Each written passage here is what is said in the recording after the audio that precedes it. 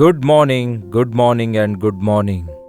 ಬೆಳಗಾಯಿತು ಪ್ರಿಯರೇ, ಒಂದು ಚಿಕ್ಕ ವಚನವನ್ನು ದೇವರ ವಾಕ್ಯದಿಂದ ಧ್ಯಾನಿಸೋಣ. ಪರಿಶುದ್ಧ ದೇವರೇ, ನಿಮಗೆ ವಂದನೆಗಳು. ಯಾವಾಗ ಬೆಳಗಾಗುತ್ತದೆ ಎಂದು, ಯಾವಾಗ ದೇವರ ಸನ್ನಿಧಿಯಲ್ಲಿ ನಮ್ಮ ಹೃದಯ ಭಾರವನ್ನು ಹೊಯ್ದುಕೊಳ್ಳಬೇಕೆಂದು, ಹೇಗೆ ದೇವರಿಗೋಸ್ಕರ ಬದುಕಿ ಆತನ ಕಾರ್ಯಗಳನ್ನು ಹೇಗೆ ಸಾಧಿಸಬೇಕೆಂಬ ಆಸೆ ನಮಗೆ ದಯಪಾಲಿಸಿರಿ ಎಂದು ಕ್ರಿಸ್ತನ ನಾಮದಲ್ಲಿ ಬೇಡುತ್ತೇವೆ ತಂದೆಯೇ, ಆಮೇನ್. ಏನ್ ಪ್ರಿಯರೇ, ಇನ್ನೂ ಎದ್ದೇಳಲಿಲ್ಲವೋ? 7 ಗಂಟೆ ಆಯ್ತಲ್ಲವೇ? ಹೌದು, ಮತ್ತೆ ರಾತ್ರಿಯೆಲ್ಲ ಸರಿಯಾಗಿ ನಿದ್ರೆ ಬರದೇ ಇದ್ದರೆ ಬೆಳಗ್ಗೆ ಬೇಗ ಎದ್ದೇಳಲಿಕ್ಕಾಗೋದಿಲ್ವಲ್ಲ? ಎದ್ರೂ ಕೂಡ ಮೈಗಳರಾಗಿರ್ತೇವಲ್ಲವೇ? ಡಿಸ್ಕರೇಜ್ ಆಗಿರ್ತೇವಲ್ಲವೇ? ಅಷ್ಟಕ್ಕೂ ನೀವು ಚೆನ್ನಾಗಿ ನಿದ್ರೆ ಮಾಡ್ತಿದ್ದೀರಾ? ಈ ದಿನ ಎಲ್ಲರೂ ಹೇಳುವುದೇನೆಂದರೆ, ಕನಿಷ್ಠ ಪ್ರತಿಯೊಬ್ಬ ವ್ಯಕ್ತಿ 7ರಿಂದ 8 ಗಂಟೆಯವರೆಗೂ ಒಳ್ಳೆ ಡೀಪ್ ಸ್ಲೀಪ್, ಅಂದರೆ ಒಳ್ಳೆ ನಿದ್ರೆ ಮಾಡಿದ್ರೆ ಅಂಥವ್ರಿಗೆ ಯಾವ ರೋಗ ಬರಲ್ಲ ಅಂತೆ. ನಿದ್ದೆ ಮಾಡುತ್ತಿರುವಾಗಲೇ ದೇವರು ನಿಮಗೆ ಗೊತ್ತ ಪ್ರಿಯರ, ನಮ್ಮ ಎಲ್ಲ ವಿಧವಾದಂತಹ ಅವಯವಗಳನ್ನು ರೆಸ್ಟೋರ್ ಆಗುವುದಕ್ಕಾಗಿ, ಶುದ್ಧವಾಗುವುದಕ್ಕಾಗಿ, ಬಲ ಹೊಂದುವುದಕ್ಕಾಗಿ ದೇವರು ಸಹಾಯ ಮಾಡ್ತಾರಂತೆ. ಈ ದಿನ ಅನೇಕರಿಗಿರುವಂತಹ ಸಮಸ್ಯೆ ಏನೆಂದರೆ, ಅವರಿಗೆ ಸರಿಯಾಗಿ ನಿದ್ದೆ ಬರಲ್ಲ. ನಿದ್ರೆ ಬಂದರೂ ಸಹ ಒಂದು ಒಳ್ಳೆ ಡೀಪ್ ಸ್ಲೀಪ್ ಇಲ್ಲ, ಗಾಢ ನಿದ್ರೆ ಬರುವುದಿಲ್ಲ, ಕಳವಳಗೊಳ್ತಾರೆ. ಬಹಳಷ್ಟು ಜನ ನಿದ್ದೆ ಮಾಡೋದಿಲ್ಲ. ನಿಮಗೆ ಗೊತ್ತಾ, ಹಗಲು ಕೆಲಸಕ್ಕಾಗಿ, ರಾತ್ರಿ ನಿದ್ದೆಗಾಗಿ ಸೃಷ್ಟಿಸಿದ್ದಾರೆ ದೇವರು. ಈಗ ಎಲೆಕ್ಟ್ರಿಸಿಟಿ ಬಂದ ನಂತರ ಯಾವುದು ಹಗಲು ಯಾವುದು ರಾತ್ರಿ ಅಂತ ಗೊತ್ತಾಗ್ತಿಲ್ಲ. ಬಹಳಷ್ಟು ಸಾರಿ ನಮ್ಮ ಹಾಸಿಗೆಯ ಮೇಲೆ ನಮಗೆ ನಿದ್ರೆ ಬರಲಾರ್ದಕ್ಕೆ ಕಾರಣ ಏನಾಗಿರ್ಬೋದು ನೀವೇ ಹೇಳಿ? ಎಲೆಕ್ಟ್ರಿಸಿಟಿ ಕಟ್ ಆಗಿರೋದು, ಫ್ಯಾನ್ ತಿರ್ಗದೇ ಇರೋದು, AC ಕೆಲಸ ಮಾಡದೇ ಇರೋದು, ಸೊಳ್ಳೆ ಕಡಿಯುವಂಥದ್ದು. ಕೆಲವೊಂದು ಸಾರಿ ನಾವು ಪ್ರಯಾಣ ಮಾಡ್ತಿರ್ತೇವೆ, ಟ್ರೈನ್ನಲ್ಲಿ ಹೋಗುವಾಗ, ಬಸ್ನಲ್ಲಿ ಹೋಗುವಾಗ ನಿದ್ರೆ ಬರೋದಿಲ್ಲ ಆ ಒಂದು ಗಲಿಬಿಲಿಯ ಪರಿಸ್ಥಿತಿ ನಿಮಿತ್ತ. ಇನ್ನು ಕೆಲವೊಂದು ಸಾರಿ ಕೆಲವೊಂದು ಕ್ಲಿಷ್ಟಕರವಾದ ಪರಿಸ್ಥಿತಿಗಳು ಎದುರಾಗ್ತವೆ. ಅಂದರೆ ಏನ್ ಮಾಡ್ಲಿಕ್ಕಾಗದೆ ರೈಲ್ವೆ ಸ್ಟೇಷನ್ನಲ್ಲಿ ಎಷ್ಟೋ ಸಾರಿ ನಾನು ಕೂಡ ಸ್ವತಃವಾಗಿ ನಾನು ಟ್ರೈನ್ಗಾಗಿ ಕಾದು ಮಲಗಿದ್ದೇನೆ. ಈ 63ನೇ ಕೀರ್ತನೆಯಲ್ಲಿ ನೋಡುವಾಗ ನಮಗೆ ಗೊತ್ತಾಗುತ್ತೆ, ದಾವೀದನಿಗೆ ಒಂದು ಒಳ್ಳೆ ಬೆಡ್ ಆಗಲಿ, ಬೆಡ್ರೂಮ್ ಆಗಲಿ ಇರಲಿಲ್ಲ, ಬಹಳ ಕಾಲ ಇರಲಿಲ್ಲ. ಅಂದರೆ 30 ವರ್ಷಗಳಾದ್ಮೇಲೆ ಚಕ್ರವರ್ತಿ ಆದ ನಂತರ ಅವಾಗ ದೇವದಾರು ವೃಕ್ಷದಿಂದ ಕಟ್ಟಿರುವ ಮನೆಯಲ್ಲಿ ವಾಸಿಸಿದ. ಆದರೆ ಅಲ್ಲಿಯವರೆಗೂ ಗವಿಗಳಲ್ಲಿಯೋ ಇಲ್ಲವೇ ಹಳ್ಳಿಯೂರುಗಳಲ್ಲಿಯೋ ಗ್ರಾಮಗಳಲ್ಲಿಯೋ ತಿರುಗಾಡುತ್ತಾ ಅಲ್ಲಿ ಸ್ವಲ್ಪ ಇಲ್ಲಿ ಸ್ವಲ್ಪ ಗುಡಾರಗಳಲ್ಲಿ ವಾಸಿಸ್ತಿದ್ದ. ಇಲ್ಲಿ ನೋಡ್ತೇವೆ, ದಾವೀದನು ಯೆಹೂದದ ಅರಣ್ಯದಲ್ಲಿದ್ದಾಗ ರಚಿಸಿದ ಕೀರ್ತನೆ ಇದಾಗಿದೆ. ಒಂದು ಅರಣ್ಯದಲ್ಲಿದ್ದಾಗ ಅವನು ಬರೆದ ಕೀರ್ತನೆ ಇದಾಗಿದೆ. ಯಾಕೆಂದ್ರೆ ಇದರಲ್ಲಿನ ಸಂದರ್ಭ ನೋಡುವಾಗ ನಮ್ಗೆ ಅರ್ಥವಾಗುತ್ತೆ. ಇಲ್ಲಿ ದಾವೀದನು 4ನೇ ವಚನದಲ್ಲಿ ಹೇಳ್ತಾನೆ, ನಾನು ನನ್ನ ಮಂಚದ ಮೇಲೆ ನಿನ್ನನ್ನು ಜ್ಞಾಪಕ ಮಾಡಿಕೊಂಡು ರಾತ್ರಿ ವೇಳೆಯಲ್ಲಿ ನಿನ್ನ ಕುರಿತು ಧ್ಯಾನಿಸುತ್ತಾ ಇರುವಾಗ ಅನ್ನುತ್ತಾನೆ. ಮಂಚದ ಮೇಲೆ ಅನ್ನುವಾಗ, ಮಂಚ ಇಲ್ಲದೇ ಇರುವಾಗ ಚಾಪೆಯ ಮೇಲೆ ಇಲ್ಲವೇ ಬಂಡೆಯ ಮೇಲೆ ಎಲ್ಲೋ ಒಂದ್ ಕಡೆ ನಾವು ಮಲಗ್ತೇವಲ್ಲವೇ? ಒಂದು ಪಿಲ್ಲೋದ ಮೇಲೆ ತಲೆಯಿಟ್ಟು ಇಲ್ಲವೇ ಒಂದು ಕಲ್ಲಿನ ಮೇಲೆ ತಲೆಯಿಟ್ಟು ಮಲಗುತ್ತೇವೆ. ಈ ದಿನ ಎಷ್ಟೋ ಜನರು ಇವತ್ತಿಗೂ ಆ ಒಂದು ಒಳ್ಳೆ ಮಂಚಾಗಲಿ, ಬೆಡ್ ಆಗಲಿ, ಒಂದು ಬೆಡ್ಶೀಟ್ ಆಗಲಿ, AC ಇರಲಾರ್ದಂತೆಯೇ ಅವರು ಮಲಗಬೇಕಾಗ್ತಿದೆ. ಒಬ್ಬ ಪ್ರಯಾಣಿಕನಾಗಿ ನನಗೆ ನಾನಾ ವಿಧವಾದ ಅಭ್ಯಾಸಗಳಿವೆ. ಎಷ್ಟೋ ನಿದ್ರೆ ಬರಲಾರ್ದಂತಹ ರಾತ್ರಿಗಳಿರ್ತವೆ. ಆದರೆ ಅವಾಗ ಏನು ಮಾಡ್ಲಿಕ್ಕಾಗುತ್ತೆ ನಾವು? ಒಂದು ವೇಳೆ ನಮಗೆ ಒಳ್ಳೆ ವಸತಿ, ಬೆಡ್ಡು, AC ಎಲ್ಲ ಇದ್ರೂ ಕೂಡ ಕೆಲವರಿಗೆ ಸರಿಯಾಗಿ ನಿದ್ದೆ ಬರಲ್ಲ. ಕೆಲವೊಮ್ಮೆ ಯಾಕೆ ಅಂಥವರಿಗೆ ನಿದ್ದೆ ಬರಲ್ಲ? ಅವರ ಮನಸ್ಸು ಸರಿಯಾಗಿಲ್ಲದಿದ್ದರೆ ಅಂಥವರಿಗೆ ನಿದ್ರೆ ಬರಲ್ಲ. ನಿಮ್ಮ ಮನಸ್ಸನ್ನು ನೀವು ಸ್ಥಿರಪಡಿಸಿಕೊಳ್ಳದಿದ್ದರೆ ನೀವು ಪ್ರಶಾಂತವಾಗಿ ನಿದ್ದೆ ಮಾಡಲಿಕ್ಕಾಗಲ್ಲ. ನಮ್ಮ ಮನಸ್ಸಿನೊಳಗೆ ಕೋಪ ಇಟ್ಕೊಳ್ಳೋದಾದರೆ ಖಚಿತವಾಗಿಯೂ ನಿಮಗೆ ಕಳವಳದಿಂದ ಕೂಡಿರುವ ನಿದ್ರೆ ಬರಬಹುದೇನೋ, ಆದರೆ ಡೀಪ್ ಸ್ಲೀಪ್ ಬರಲ್ಲ. ಅದಕ್ಕೆ ಸೂರ್ಯಾಸ್ತಮನದವರೆಗೂ ಕೋಪವುಳ್ಳವರಾಗಿರಬೇಡಿ ಎಂಬುದಾಗಿ ವಾಕ್ಯ ಹೇಳ್ತದೆ. ಕ್ಷಮಿಸಿರಿ, ನಿಮಗೆ ಯಾರಾದರೂ ಹಾನಿ ಮಾಡಿದ್ರೆ, ನಿಮ್ಮನ್ನು ಬಾಧೆಪಡಿಸಿದರೆ, ನಿಮಗೆ ಬಾಧೆಪಡಿಸಿದವರ ಕುರಿತು ನೀವು ಆಲೋಚಿಸ್ತಾ ಕೂತ್ಕೊಂಡ್ರೆ ಹೇಗೆ? ಹಾಗೇ ಯೋಚಿಸ್ತಾ ಕೂತ್ಕೊಂಡ್ರೆ ನಿಮ್ಮ ಆರೋಗ್ಯ ಹಾಳಾಗುತ್ತೆ, ನಿದ್ದೆ ಹಾಳಾಗುತ್ತೆ, ನಿಮ್ಮ ಆತ್ಮಿಕತೆ ಕೂಡ ಹಾಳಾಗುತ್ತೆ. ನಿಮ್ಮ ಕಷ್ಟ ದುಃಖಗಳ ಬಗ್ಗೆಯೇ ಯೋಚಿಸ್ತಾ ಮಲಗೋದಾದರೆ ನಿಮ್ಮ ತಲೆದಿಂಬು ಒದ್ದೆ ಆಗ್ಬಿಡುತ್ತೆ. ನಿಮಗಾದ ಅವಮಾನಗಳ ಕುರಿತು ಯೋಚಿಸ್ತಾ ಕೂತ್ಕೊಂಡ್ರೆ ಜೀವನದಲ್ಲೇ ನಿಮಗೆ ನಿದ್ರೆ ಬರಲ್ಲ. ದಾವೀದನು ಹೇಳ್ತಾನೆ, ಅವನಿಗೆ ಎಷ್ಟೋ ಜನ ಅಪಕಾರ ಮಾಡಿದ್ದಾರೆ. ಈ ದಾವೀದನಿಗೆ ಎಷ್ಟೋ ಜನ ಬಾಧೆ ಪಡಿಸ್ತಾರೆ. ಅವನ ಚರಿತ್ರೆಯಲ್ಲಿ ನಾವು ಅದನ್ನು ನೋಡ್ತೇವಲ್ಲವೇ? ಹೆಂಡತಿಯೇ ಅವಮಾನಗೊಳಿಸ್ತಾಳೆ, ಹೌದಲ್ಲವೇ? ಸ್ವಂತ ಮಾಮ ಕೊಲ್ಲುವುದಕ್ಕಾಗಿ ಪ್ರಯತ್ನಿಸ್ತಾನೆ. ಬಹಳಷ್ಟು ಸಾರಿ ತಂದೆ ಮತ್ತು ಅಣ್ಣ ತಮ್ಮಂದಿರು ಕೂಡ ನಿರ್ಲಕ್ಷ್ಯ ಮಾಡ್ತಾರೆ. ಹೀಗೆ ಅನೇಕ ಹೋರಾಟಗಳಲ್ಲಿಯೂ ಕೂಡ ದೇವರ ಮೇಲೆ ಆದುಕೊಳ್ಳುವುದನ್ನು ಕಲಿತುಕೊಂಡ.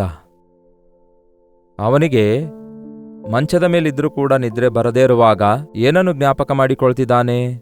ದೇವರೇ, ನಿನ್ನನ್ನು ಜ್ಞಾಪಕ ಮಾಡಿಕೊಂಡೆ ಅನ್ನುತ್ತಾನೆ.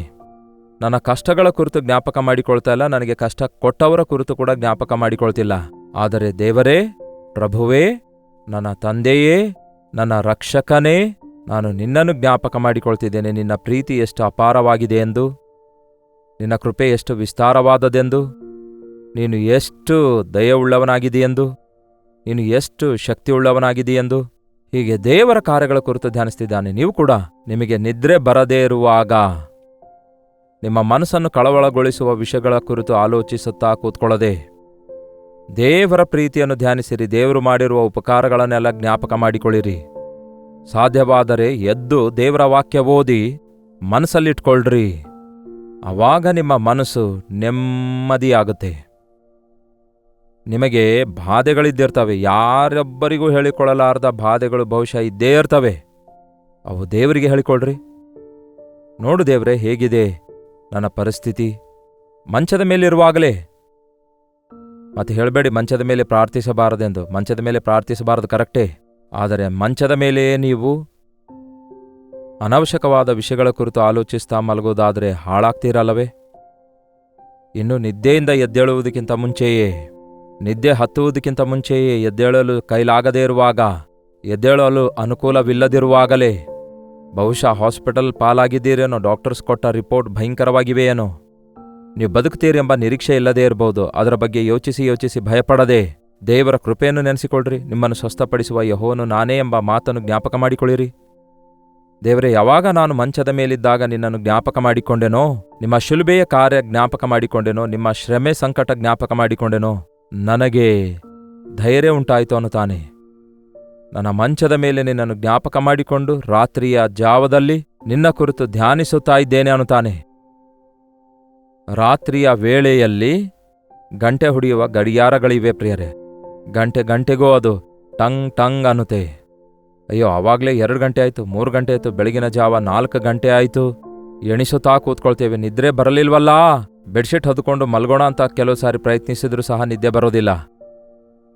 ಅದರ ಬದಲಾಗಿ ಆ ರಾತ್ರಿಯ ಜಾವದಲ್ಲಿ ಆ 1 ಗಂಟೆಯಷ್ಟು ದೇವರ ಪ್ರೀತಿಯನ್ನು ಧ್ಯಾನಿಸಿರಿ, ದೇವರ ವಾಕ್ಯ ಧ್ಯಾನಿಸಿರಿ, ದೇವರು ಮಾಡಿದ ಉಪಕಾರ ಧ್ಯಾನಿಸಿರಿ, ದೇವರನ್ನೇ ಧ್ಯಾನಿಸಿರಿ. ದೇವರ ದೊಡ್ಡ ಕಾರ್ಯಗಳ ಕುರಿತು ಜ್ಞಾಪಕ ಮಾಡಿಕೊಳ್ಳಿರಿ. ನಾನು ರಾತ್ರಿಯ ವೇಳೆಯಲ್ಲಿ ನಿನ್ನ ಕುರಿತು ಧ್ಯಾನಿಸಿದಾಗ ಮೃಷ್ಟ ಭೋಜನದಿಂದಲೋ ಎಂಬಂತೆ ನನ್ನ ಮನಸ್ಸು ಸಂತುಷ್ಟವಾಗಿರುವುದು. ಮೃಷ್ಟ ಭೋಜನ ಬಾಯಲ್ಲಿಟ್ಕೊಂಡ್ರೆ ಕರಗಿ ಹೋಗುತ್ತೆ, ಹೌದಲ್ಲ ಪ್ರಿಯರೇ? ಮೃಷ್ಟ ಭೋಜನ ನಿಮ್ಗೆ ಅರ್ಥ ಆಗದೇ ಇರ್ಬೋದು, ಅದನ್ನು ಈ ದಿನಗಳಲ್ಲಿ ಯಾರೂ ತಿನ್ನದೇ ಇರ್ಬೋದು.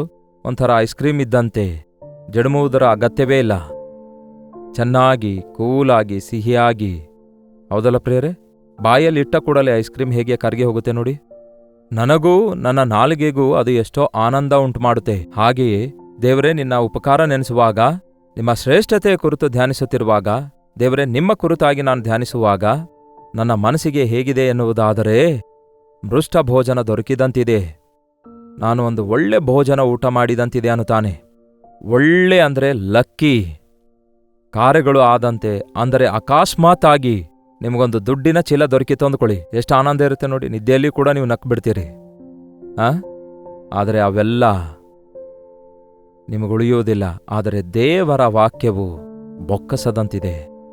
ಲೋಕದ ಧನಕ್ಕಿಂತಲೂ ನಿನ್ನ ವಾಕ್ಯ ನನಗೆ ದೊರಕುವಾಗ ಸರ್ವ ಸಂಪತ್ತು ದೊರಕಿದಂತೆ ಸಂತೋಷಿಸಿದ್ದೇನೆ ಅಂದಿದ್ದಾನೆ ದಾವಿದನು.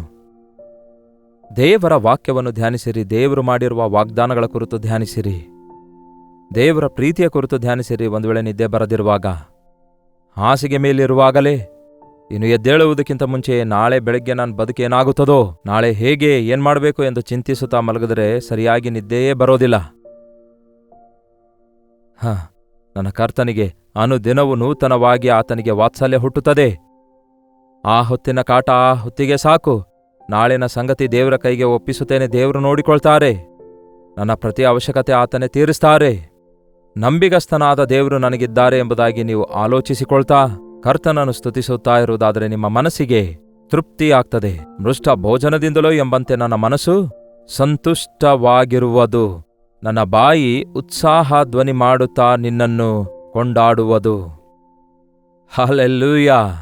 ಹೃದಯದೊಳಗೆ ಸಂತೋಷ ತುಂಬಿಕೊಂಡಾಗ ಕೇಳಿ ಪ್ರಿಯರೇ, ನಮ್ಮ ಬಾಯಿಯೊಳಗಡೆಯಿಂದಲೂ ಕೂಡ ಸ್ತುತಿಗಾನಗಳು ಬರ್ತವೆ. ಹಲ್ಲೆಲೂಯಾ. ಹಾಡುಗಳು ಬರ್ತವೆ, ಸ್ತುತಿಗೀತೆಗಳು ಬರ್ತವೆ. ಹೌದಲ್ಲವೇ? ಆನಂದದಿಂದ ಆವು ಆವು ಅನ್ನುತ್ತಾ ಇರ್ತಾರಲ್ಲವೇ ಕೆಲವರು. ಯಾವಾಗ ನೋಡಿದ್ರು ಹಾಡು ಹಾಡುತ್ತಾ ಆನಂದವಾಗಿರ್ತಾರಲ್ಲವೇ? ಅದೇ ರೀತಿ ಕೆಲವರು ಯಾವಾಗ ನೋಡಿದ್ರು ಕೂಡ ಬಾಯಿಂದ ಗುಣಗುಟ್ಟುತ್ತಾ ಒದರುತ್ತಾ ಸಿಟ್ಟಾಗ್ತಾ ಇರ್ತಾರೆ. ಸುಮ್ಮನೆ ಅದನ್ನು ನೆನೆಸ್ಕೊಂಡು ಇದನ್ನು ನೆನೆಸ್ಕೊಂಡು ಗುಣಗುಟ್ಟುತ್ತಲೇ ಇರ್ತಾರೆ. ನಿದ್ದೆಯಲ್ಲಿಯೂ ಗುಣಗುಟ್ತಾರೆ. ಹೌದಲ್ಲವೇ? ನಿದ್ದೆಯಲ್ಲಿಯೂ ಮನಸ್ಸು ಹಾಳು ಮಾಡಿಕೊಳ್ತಾರೆ. ಫ್ಯಾನಿಗೆ ಬೈತಾರೆ, ಸೊಳ್ಳೆಗೆ ಬೈತಾರೆ, ಕೊನೆಗೆ ಬೆಡ್ಶೀಟಿಗೂ ಬೈತಾರೆ, ತಮ್ಮನ್ನು ತಾವು ಬೈದಾಡಿಕೊಳ್ತಾರೆ. ಪದೇ ಪದೇ ಸಿಟ್ಟಾಗ್ತಿರ್ತಾರೆ. ಅಂಥವರ ಮನಸ್ಸಿಗೆ ನೆಮ್ಮದಿ ಇರಲ್ಲ ಮತ್ತು ಅವರಿಗೆ ನಿದ್ದೆ ಬರಲ್ಲ. ಅಂಥವ್ರು ಕೆಲಸಕ್ಕೆ ಬಾರದ ವಿಷಯಗಳನ್ನೇ ಆಲೋಚಿಸ್ತಾರೆ. ಕರ್ತನ ಕುರಿತಾಗಿ ಆಲೋಚಿಸಿರಿ, ಕರ್ತನ ಪ್ರೀತಿಯ ಕುರಿತು ಆಲೋಚಿಸಿರಿ, ಕರ್ತನ ಶಕ್ತಿಯ ಕುರಿತಾಗಿ ಆಲೋಚಿಸಿರಿ. ಯೇಸುವಿನ ಉಪಕಾರಗಳನ್ನು ನೆನೆಸಿಕೊಳ್ಳಿರಿ, ನಂಬಿಕೆಯಲ್ಲಿ ಬೆಳೆಯುತ್ತೀರಿ. ಎಷ್ಟೋ ಸಾರಿ ಎಷ್ಟು ವಿಧವಾದ ಸಮಸ್ಯೆಗಳಿಂದ ಆತನು ನಿಮ್ಮನ್ನು ಬಿಡಿಸಿಲ್ಲ, ಎಷ್ಟು ಸಾರಿ ನಿಮ್ಮನ್ನು ಸ್ವಸ್ಥಪಡಿಸಿದರೆಂದು, ಎಷ್ಟು ಸಾರಿ ನಿಮ್ಮ ಪ್ರಾರ್ಥನೆಗೆ ದೇವರು ಉತ್ತರ ಕೊಟ್ಟಿದ್ದಾರೆಂದು ನೀವು ತಿಳಿದುಕೊಳ್ಳೋದಾದರೆ ಪ್ರಾರ್ಥಿಸಲಾರದೆ ಹೇಗಿರ್ಲಿಕ್ಕಾಗತ್ತೆ? ನಿಮ್ಮ ಸಮಸ್ಯೆಯನ್ನು ಸಮಸ್ಯೆಯನ್ನಾಗಿ ನೋಡದೆ ಪ್ರಾರ್ಥನೆಯನ್ನಾಗಿ ಮಾಡಿಕೊಳ್ಳಿ. ಈ ಸಮಸ್ಯೆ ಬಗ್ಗೆ ಏನು ದೇವರೇ ಅನ್ನದೇ, ದೇವರೇ ಈ ಕಾರ್ಯ ಮಾಡಿರಿ ಎಂದು ಪ್ರಾರ್ಥಿಸಿರಿ. ಇದನ್ನು ಯಾರು ಕೊಡ್ತಾರೆಂದು ಸಂದೇಹ ಪಡದೆ ನನ್ನ ಯೇಸು ಕೊಡ್ತಾರೆ ಎಂಬ ನಂಬಿಕೆಯೊಂದಿಗೆ ಎದುರಿಸಿರಿ. ಕೇಳಿ ಪ್ರಿಯರೇ, ನಿಮ್ಮ ಚಿಂತೆಯನ್ನೆಲ್ಲ ಯೇಸುವಿನ ಮೇಲೆ ಹಾಕಿ ಆತನು ಕೊಡುವ ಸಮಾಧಾನವನ್ನು ಹೊಂದಿಕೊಳ್ಳುವವರಾಗಿರಿ. ಇನ್ನು ಹಾಸಿಗೆ ಮೇಲಿರುವಾಗಲೇ ಯೇಸುವನ್ನು ಸ್ತುತಿಸುವುದನ್ನು ಪ್ರಾರಂಭಿಸಿ. ಬೆಳಗಾದ ಕೂಡಲೇ ಸಿಟ್ಟಾಗುತ್ತಾ ಗುಣಗುಟ್ಟುತ್ತಾ ಬೈದಾಡಿಕೊಳ್ಳುತ್ತಾ ಬೇಸರದೊಂದಿಗೆ ಎದ್ದೇಳಬೇಡಿ. ಹಾಸಿಗೆ ಮೇಲಿರುವಾಗಲೇ ಯೇಸುವಿನ ಪ್ರೀತಿಯ ಕುರಿತು ಧ್ಯಾನಿಸಿ. ಯೇಸುವಿನ ಶಾಂತಿಯಿಂದ ನಿಮ್ಮ ಹೃದಯ ತುಂಬಿಕೊಂಡಿರುವುದರಿಂದ ಸ್ತುತಿಗಾನದೊಂದಿಗೆ ಎದ್ದೇಳ್ರಿ. ಆಗ ದಿನವೆಲ್ಲ ದೇವರನ್ನು ಮಹಿಮೆ ಪಡಿಸುತ್ತೀರಿ. ಈ ದಿನಗಳಲ್ಲಿ ಎಷ್ಟು ಜನರ ಜೀವಿತ ವ್ಯರ್ಥ ಆಗ್ತಾ ಇಲ್ಲ ಪ್ರಿಯರೇ. ಎಷ್ಟೋ ರಾತ್ರಿ ನಿದ್ದೆಯಿಲ್ಲದಂತೆ ಕಳೆಯುತ್ತಿದ್ದಾರೆ.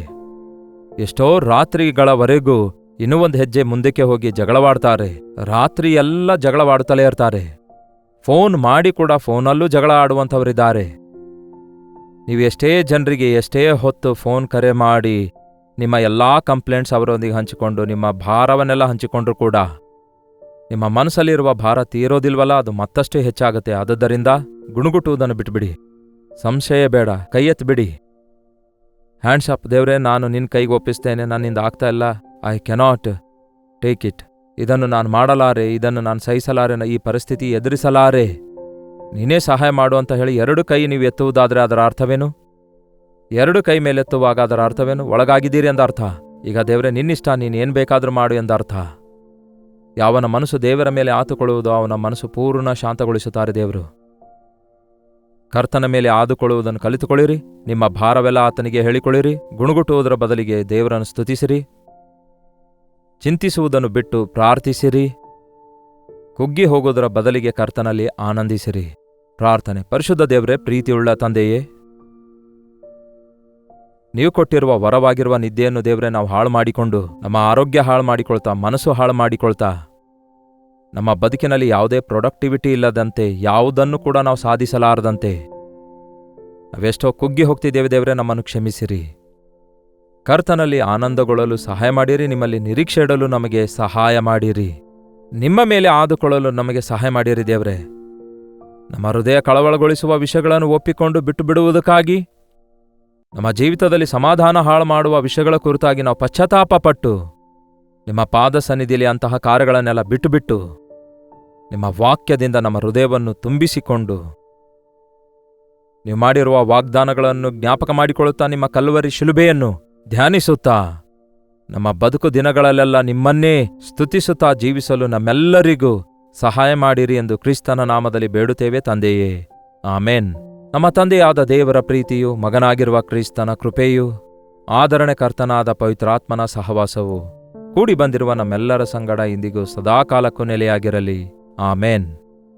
ದೇವರಿಗೆ ಸ್ತೋತ್ರ. ನಿಮ್ಮ ಪ್ರಾರ್ಥನಾ ಮನವಿ 8939731313 ನಂಬರ್ಗೆ ಹಾಗೂ ಇತರ ದೇಶದಿಂದ ವೀಕ್ಷಿಸುವುದಾದರೆ ಕೊಡಲ್ಪಟ್ಟಿರುವ ಇದೇ ನಂಬರ್ಗೆ ಒಂದು ಟೆಕ್ಸ್ಟ್ ಆಗಲಿ ವಾಯ್ಸ್ ಮೆಸೇಜ್ ಮುಖಾಂತರ ವಾಟ್ಸಪ್ ಕಳಿಸಿಕೊಡಿರಿ. ಅವೆಲ್ಲವುಗಳನ್ನು ಪರಿಶೀಲಿಸಿ ಪ್ರಾರ್ಥಿಸ್ತಿದ್ದೇವೆ. ನೀವು ಕೂಡ ಪ್ರಾರ್ಥಿಸಿರಿ. ದೇವರ ಅದ್ಭುತ ಕಾರ್ಯ ಮಾಡ್ತಾರೆ.